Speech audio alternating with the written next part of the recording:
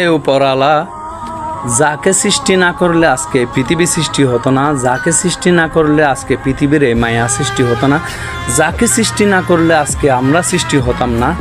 আসুন আমরা সবাই তার আগমন উপলক্ষে তার অনুসরণ করে আমরা নামাজ পড়ি, রোজা রাখি, এবং সে হচ্ছে আমাদের একমাত্র হযরত মুহাম্মদ সাল্লাল্লাহু আলাইহি সাল্লাম, লা ইলাহা ইল্লাল্লাহু মুহাম্মাদুর রাসূলুল্লাহ। এবং তার আগমন উপলক্ষে সবাই আমরা ভালো পথে চলব এবং আমরা শপথ নিব আজকে থেকে। আর যারা খারাপ কাজ করেন এবং যারা এই অন্যায় অত্যাচার অবিচার করতেছেন তাদের সবাইকে আমি আহ্বান করতেছি, আমরা সবাই ভালো পথে চলব, অন্যায় অত্যাচার অবিচার থেকে দূরত্ব থাকব এবং তার অনুসরণ করে আমরা চলি এবং উপরওয়ালার অনুসরণ করে আমরা চলি। সবাই ভালো থাকবেন, সুস্থ থাকবেন। খোদা হাফেজ। আজকের মতো এখান থেকে বিদায়।